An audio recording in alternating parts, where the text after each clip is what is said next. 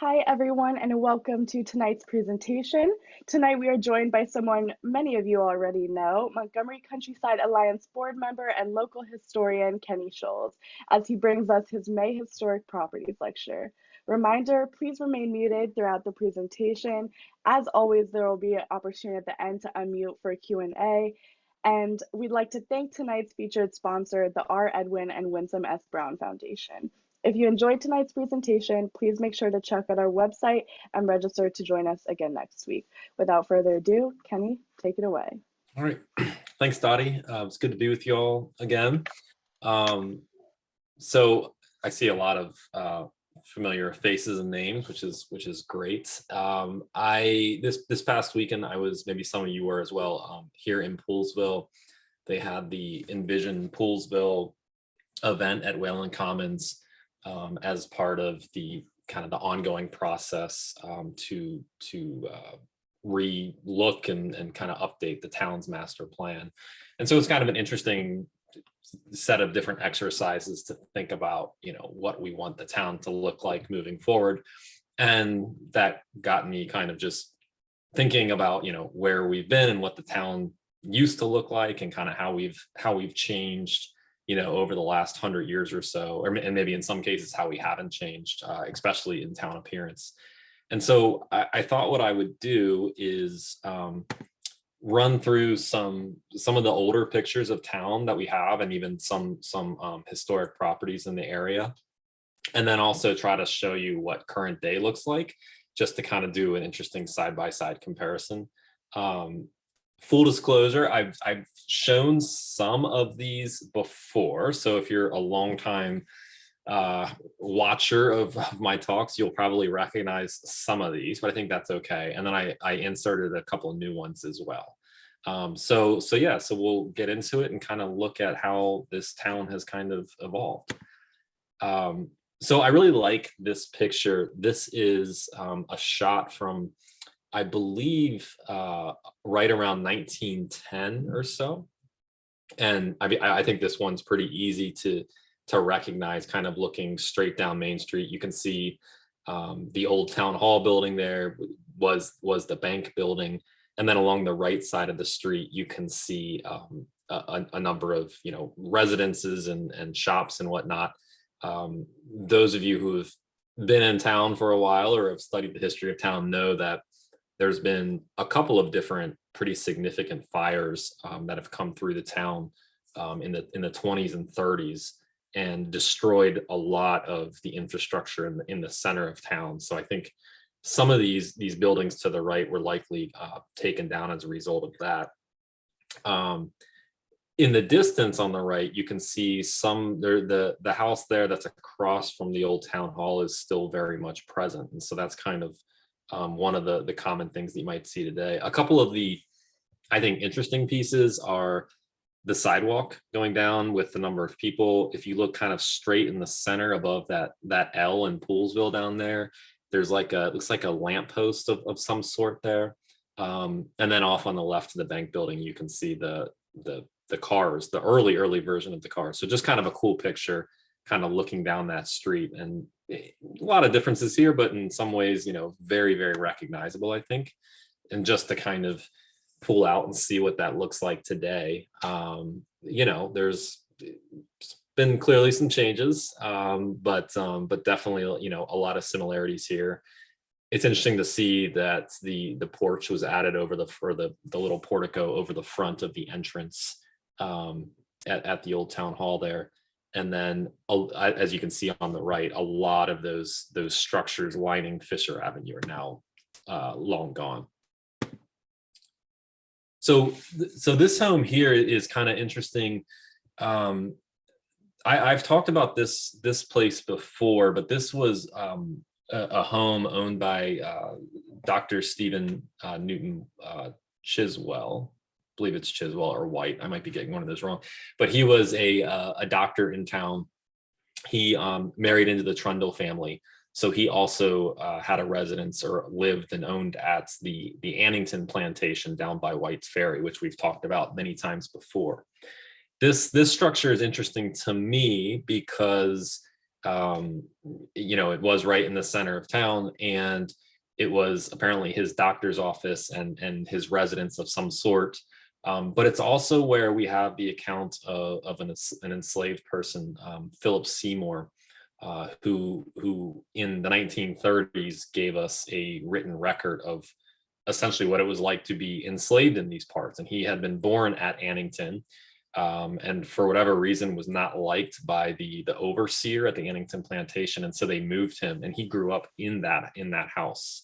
And he has accounts of seeing Civil War battles on the street, small little kind of skirmishes. There's a couple of occasions with Union and Confederate soldiers shooting at each other, no major battles, but seeing that right here in the center of town. So it's kind of an interesting place. For those of you that have been here for a long time, you might remember the structure. It's kind of where the parking lot of the automotive station up there is now, that extra parking. This is what was there previously, and I believe this building was taken down in the 1980s. And so you can see off to the right, it was the automotive place was a gas station at one point as well. You can see the gas prices there. I think it's like $1.35, so I wouldn't mind going back to those days. Yeah, so here it is kind of pulled out, and you can get a better sense of kind of where this structure was located right there in the center of town. So kind of cool to see it there. Interesting structure. It actually, I think it looks very, very similar to where Locals is now. It's probably built around the same time, probably 1830s, 1840s. A lot of the same type of architectural features in the front. So this shot is a cool one. Again, obviously the old town hall there on the right, and this is looking down the road. I believe this was called Coxon's Street.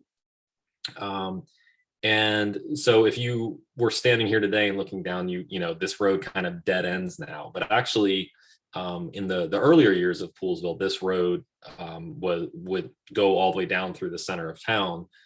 My understanding was that was discontinued after a lot of flooding. Apparently it was very wet down in kind of the lower part there. If you know where like the little gym there is, it used to be the 7-Eleven or the Highs, down in that area, it got very, very wet. And so that was kind of how Fisher over time kind of became the main road. If you look, far to the left, you can see what is now Locals, the Veer Stevens house. You can see kind of the white picket fence. And then you can kind of see this little, almost looks like some kind of worksman shed there that's long gone. That's not there any longer. Yeah, so here's kind of that same view. Can't really see the John Poole house through there. I mean, it is right in there, but I can't really tell. I can't see from this picture if it's very noticeable. But yeah, so that's kind of the current day. Although actually it looks even better. The current view today looks much more cleaned up. Okay, so this one, I like this picture because this is, if you are looking from north of town going straight into town, on the left there is the Methodist Church. And the Methodist, what you will notice is that church building looks different than the Methodist Church as you would see it today. And that's because shortly after this picture was taken, within a couple of years, the Methodist Church actually burned down, and so it was rebuilt. You can also see to the very, very far left just the kind of outline of the Parsonage House, which was taken down just a couple of months ago. So no longer there. So if we pull out a little bit, yeah, you can see how the two church structures look pretty similar. It looks like they were following a pretty similar blueprint when they rebuilt it, but definitely some stylistic changes there with the stained glass windows and kind of the steeple and arches there. This one, so I'm not completely sure where this picture was taken in town, again around 1910 or so. I believe that to the far left here is the Dr. Poole house, which was the Blue Hearth, now privately owned. And so I think this is actually kind of towards the bottom of town, looking south out towards like White's Ferry. And so I think this is kind of what we're looking at here. With this tree coverage, it's hard to tell, but I think down there it's probably that 1735 house, that white structure there that's right on the corner of Fisher and West Willard now. 1735 house, which was built in the 1800s, which I always kind of love.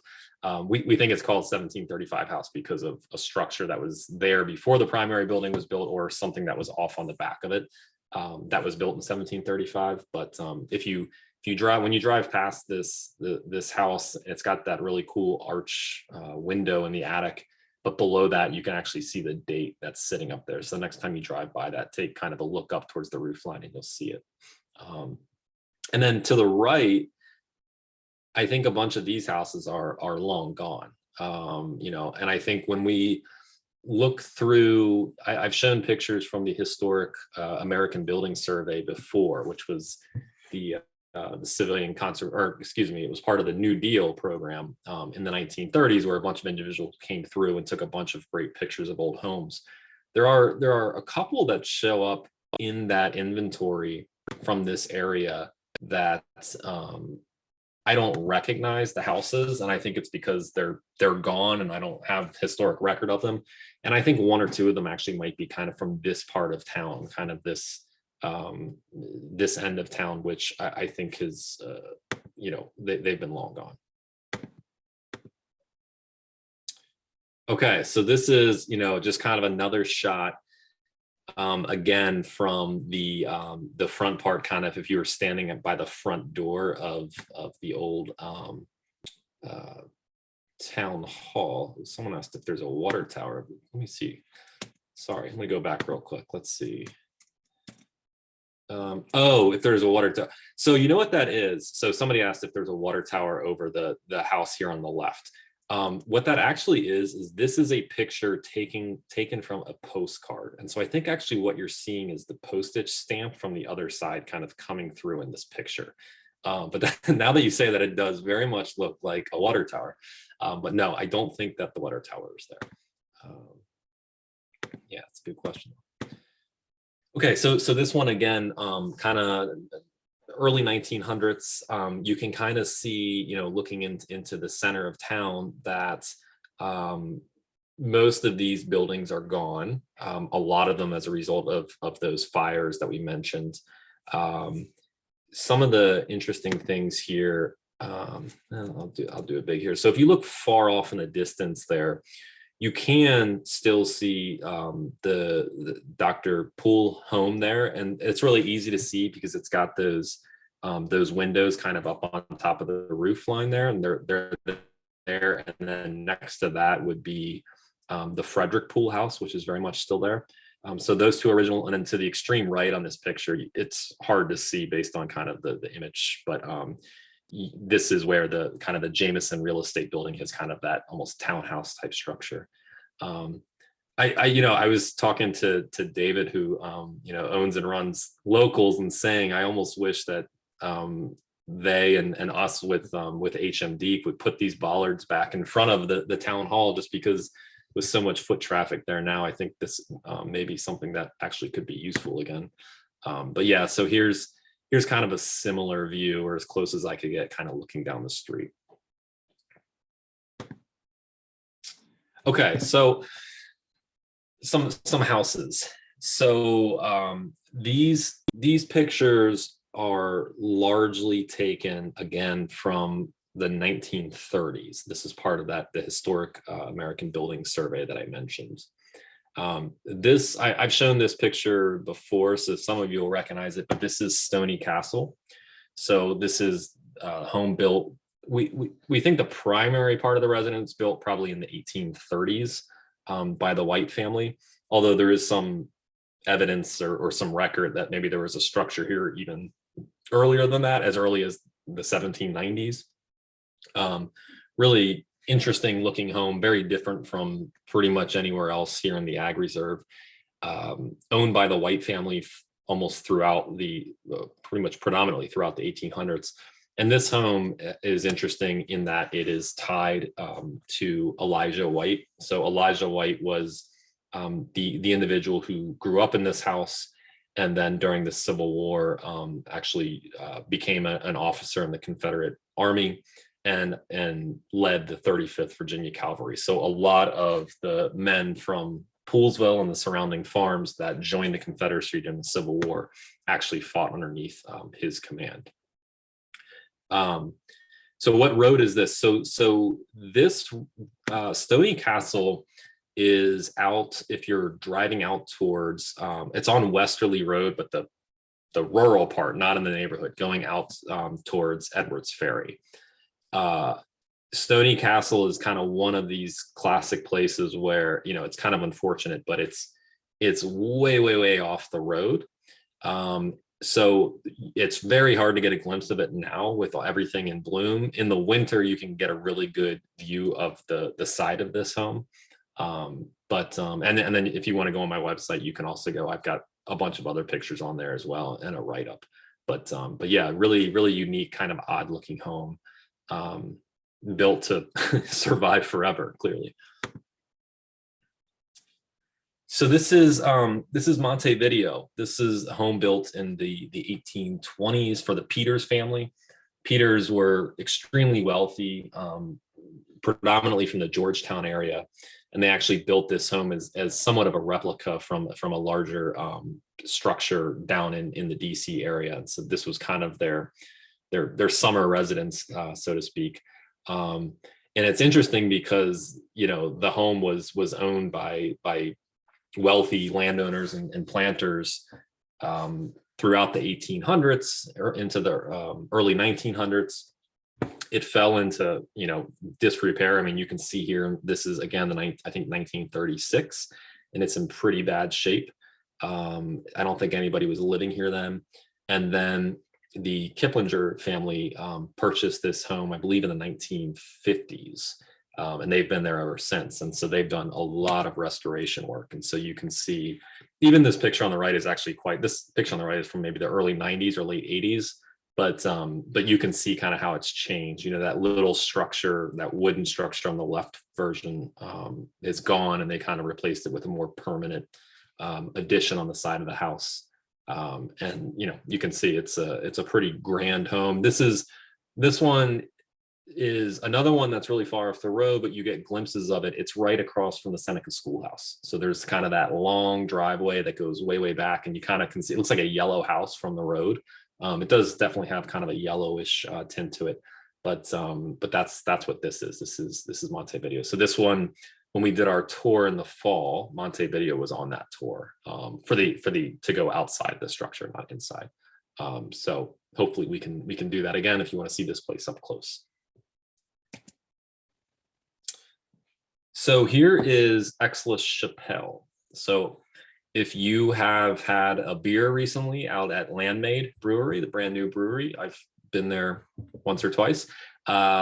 This is actually the home. The Landmade Brewery is actually the land that it resides on. You would have to, it's kind of, if you're at the brewery, there's a big barn kind of behind the main brewery part, and on the other side of that barn, if you were to keep going down the driveway, you would run into the main home.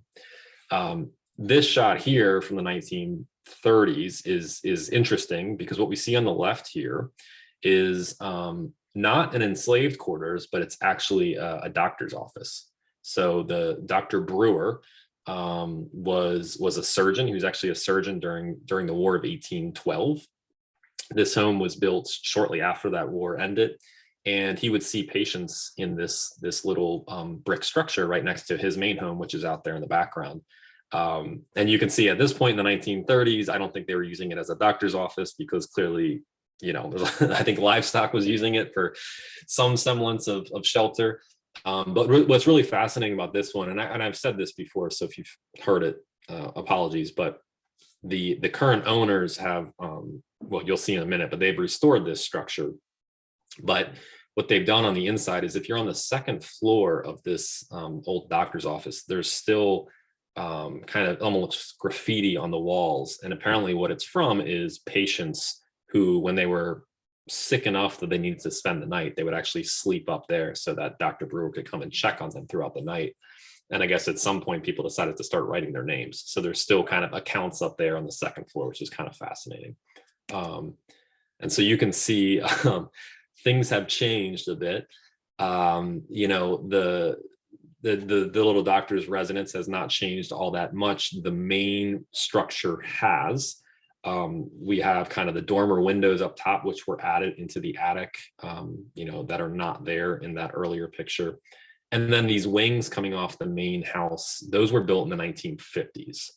So it's really this main block in the center that was the original structure, and then it's kind of been added onto over the years. So it's an interesting house up here on the inside, because obviously it's a huge house, but it's actually quite narrow, just very, very long. But obviously a really beautiful property.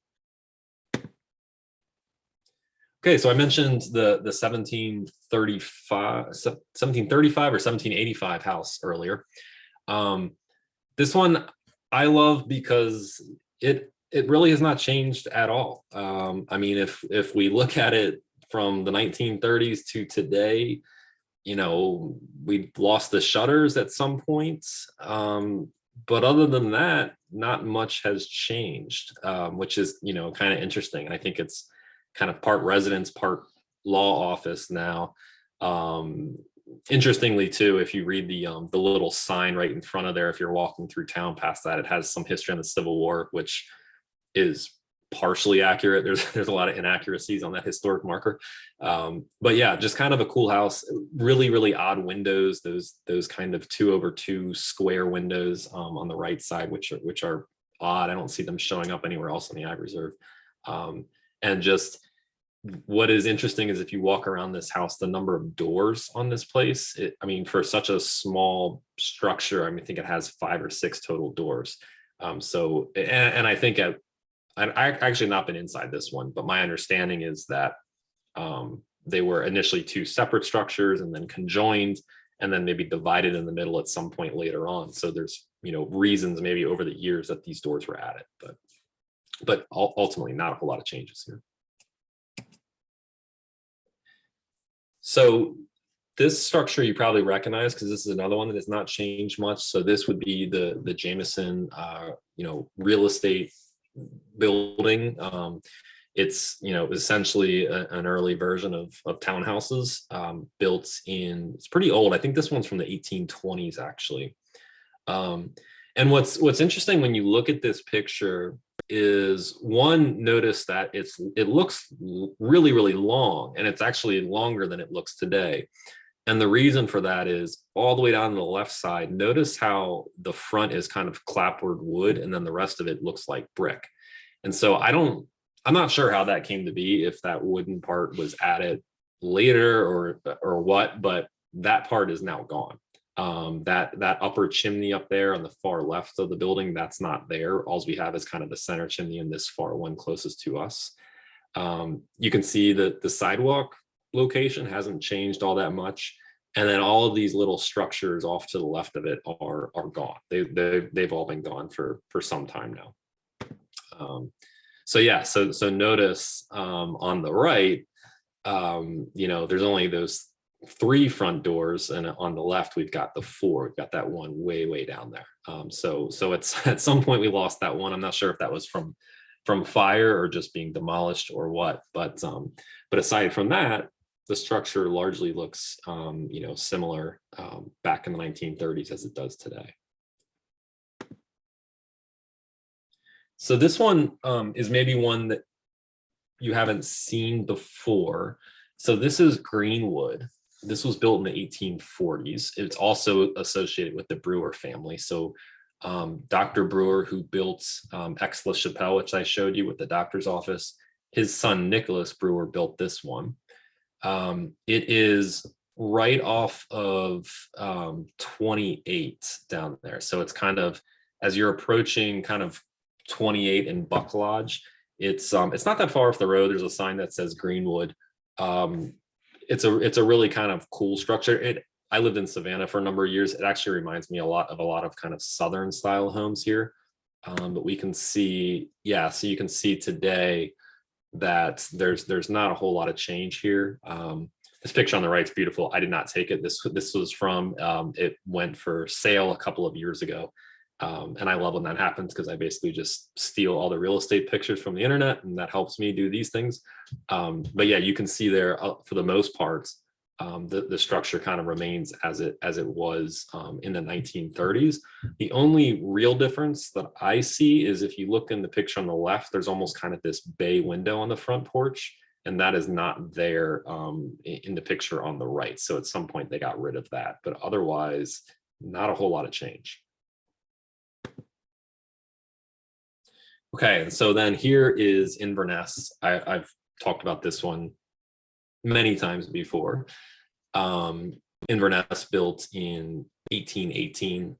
White family moved in here, we think around 1825.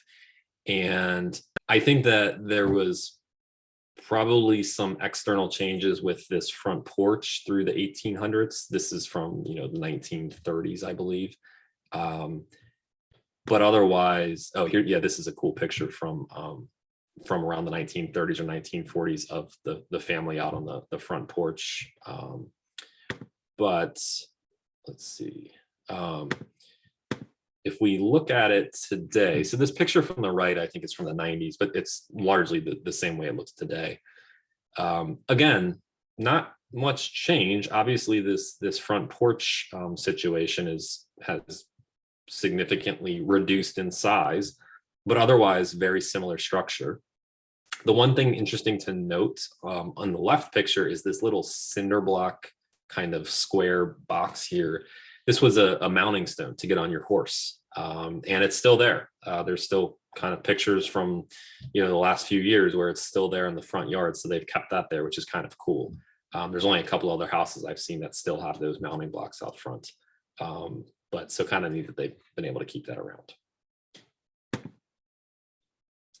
Okay, so this one, for those of you that like to hike on the C&O Canal, this is the Monocacy Aqueduct. So this is the top of the aqueduct as it looked in the 1930s. And I think, it's funny to think about now because I think our parks services do really good job, especially on the C&O Canal, to keep it pretty pristine. But at that point in time, this was just not a priority. The C&O Canal it kind of outlived its actual use. It largely outlived a lot of its use almost as immediately when it was built because of the railroads coming on board around the same time. But at this point, it had kind of been left to just fall into disrepair. And then at some point, obviously, they decided, this should be preserved and restored. And so looks a lot more enticing and inviting today than it did back then. So just kind of an interesting way to see it. Now, I would note the left picture is if you know where the parking lot there at the Monocacy Aqueduct is, this left picture is actually looking back towards the parking lot, whereas the right picture is from the other side looking out. So that's why you kind of see these like wooden kind of guideposts there on the right and then on the left in the pictures.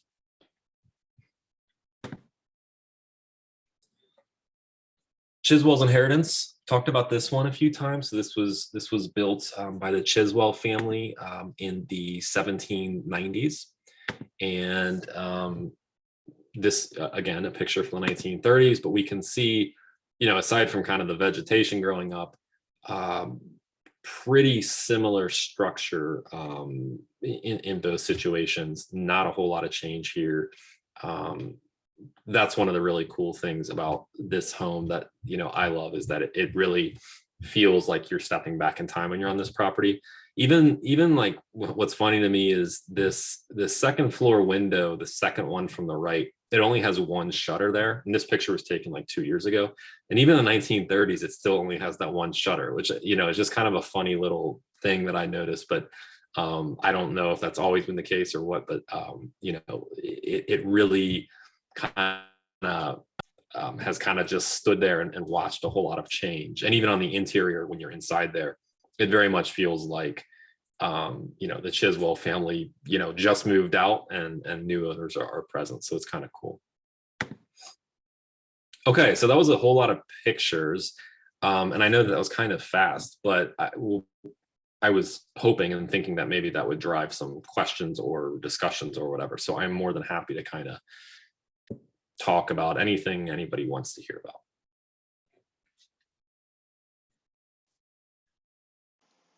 Feel free to put questions in the chat or unmute and ask them at this time. Penny, I have a question. This actually came up a couple days ago. I was with friends at Locals, and we were talking about that road that's in between Locals and Old Town Hall. Yeah. So in the first picture you showed, it looked like there was a road where, the people were walking on the sidewalk. Did that road continue, and then did the road on the left eventually meet up with that one, or was the one on the left the main thoroughfare? So anybody that's on here that's been here or knows a lot about the past, I'd actually be curious to know that answer. My understanding is they were both kind of there, and they linked up somewhere further down around like Wayland Commons. But I'm not completely sure exactly kind of what that layout looked like. Hey, Kenny. Yeah. This is Tom Kettler. Hey. If you follow that road that goes in front of John Poole and next to the Locals, I mean, you sort of look geometrically, it actually runs right in front of what is now Randy Davis's house, which was right. Okay. Geometry. That was the road. And that's now what, Beale Street or whatever it is. Yeah, right. It runs right in front of Town Hall. So if you next time you're over there, you can kind of look up there. Now, what's happened is they built the old highs, or whatever it was, and that's kind of. And then you got that barn at the end of the road that's next to Jeff Walsh's house. So it's all a little different. Yeah, right. But how. And it kept on going, and the old Coxon Relic said it kept on going, and I forget where it tied back in, but it might have been all the way down where that big dog leg as you come out of town. I think, if you kind of look at the old maps and see. Yeah, so the road actually forked there. Then, Tom, is what you're saying. Well, what I've heard, what Kenny was saying, which is correct, that Fisher Avenue wasn't there originally. I mean, we're talking, back in the 1800s. This is what I've heard. And the Coxon Road was the road, and at some point, it just, it basically, it became, a secondary road. It was cut off or something, and Fisher Avenue took over. You follow me? Yeah.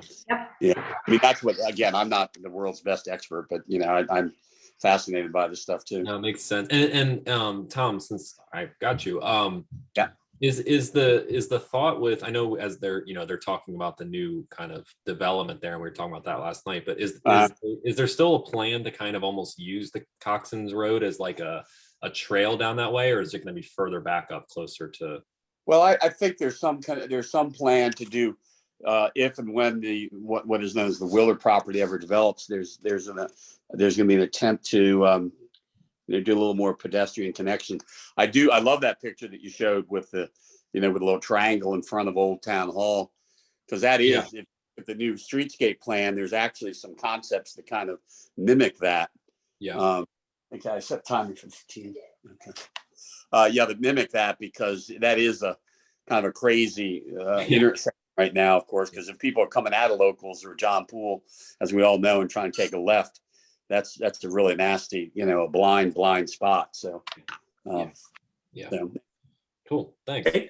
Hey, Kenny, this is Jack. Dot Elgin's History of Poolesville book has a reproduction of an 1879 town map, and it shows Coxon and what's now Fisher basically being like an inverted V. And so Coxon would run straight, just like we were talking about, past the old highs and then back behind the library. And then it dead ended, it looks like, based on this reproduction. And there was a cross street or a cross lane maybe that went back up to Fisher. And I think Fisher might have been the true through road for down county. Got it. Yeah. I kind of remember that. Yeah, kind of creates like a long kind of like wedge triangle type shape. Isosceles triangle or something. Yeah. Yeah. Huh. Okay, cool. That's a pretty cool book. Yeah, it's a I good one. see a Really question in the chat that says, after the fires in the 20s and 30s, was there some rebuilding? I guess the buildings that are there now came later, but was something in that space in the years in between? Yeah, so that's a good question. I mean, there were some buildings that came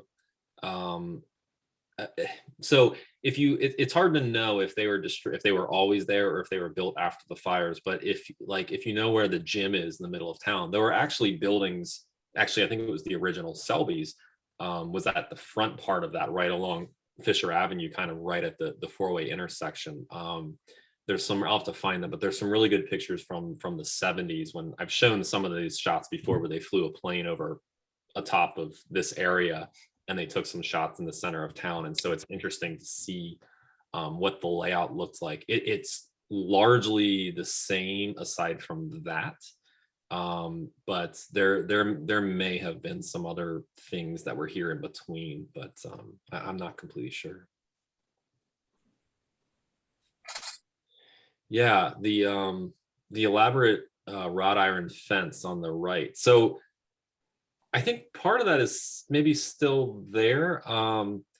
But yeah, so right on the right, actually it's funny, if you look closely at this picture on the right, you can actually see a woman standing there, kind of looking at the person taking the picture. And this was a pool residence, and the pools were, obviously predominant in Poolsville here. But I'm not sure kind of what this story is with how that wrought iron fence came to be there. Because when we look at other places, yeah, it is a lot of like picket fences and wooden structures.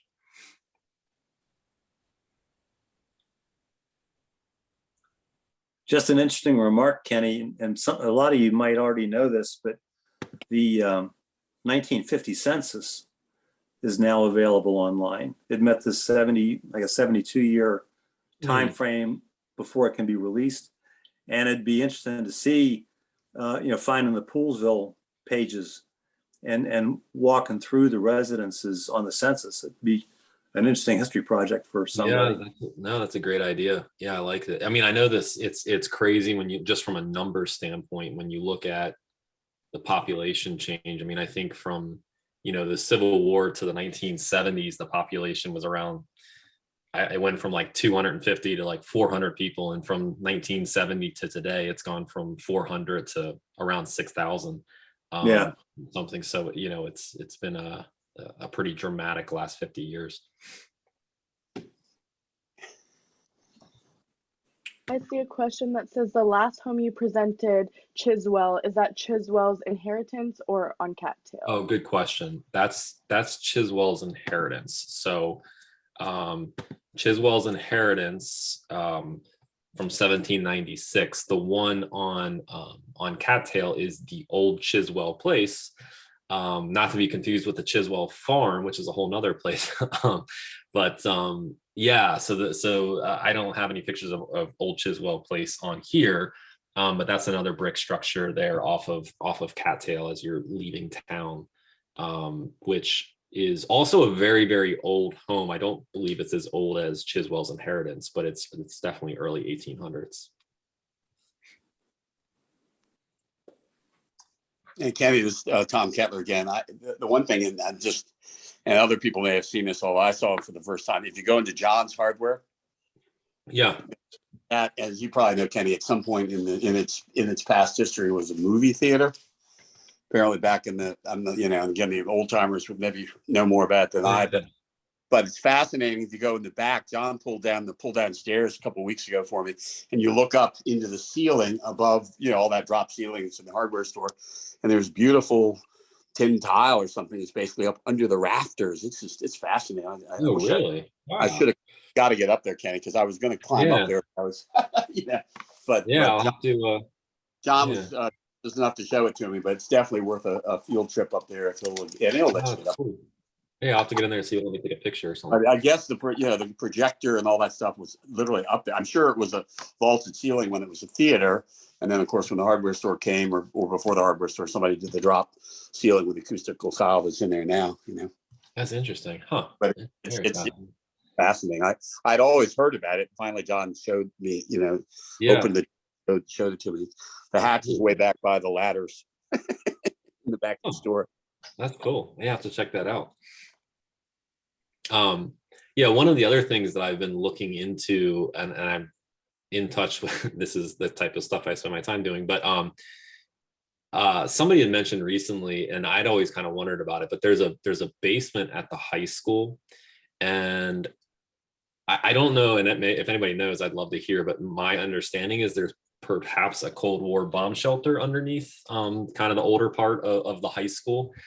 And I do know there's a basement. I remember the stairs going down there when I was a high school student there and never got to check it out. But I definitely am kind of trying to work some angles to see if I can go explore that, especially before, I don't know exactly what the construction plans look like, but in case it's not going to be there with us much longer, I want to get some pictures of that.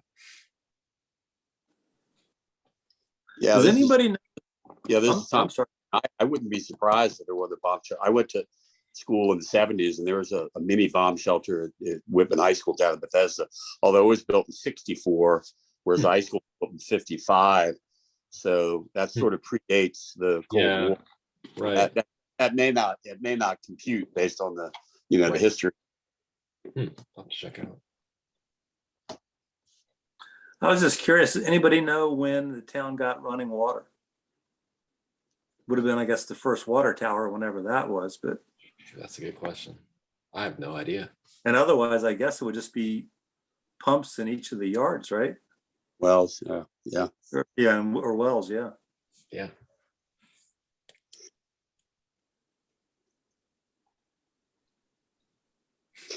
Yeah, I would imagine. Any more questions? Go ahead.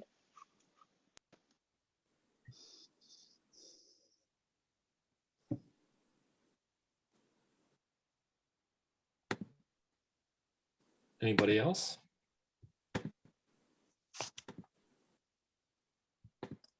Well, if we have no further questions, I hope you all enjoyed tonight's presentation as much as I did and learned something new. As always, if you think of any questions later, you can email us at info@poolesvilleseniors.org and we'll pass them on to Kenny for you. If you'd like to unmute or turn on your camera to say goodbye, now's the time. We'd like to thank Kenny for his presentation, as well as our ongoing sponsors and contributors that help us keep our programs going, because we love putting them on for you.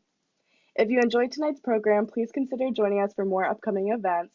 We'll be back in person May 24th with author Steve Vogel and his book Through the Perilous Flight, 7 p.m. at Poolesville Presbyterian Church. And as always, you can go to our website, poolesvilleseniors.org, for info and registration for all of our events. Thank you all so much for joining us tonight. Have a wonderful evening. Thanks, Kenny. Thanks, guys. Kenny. Thank you.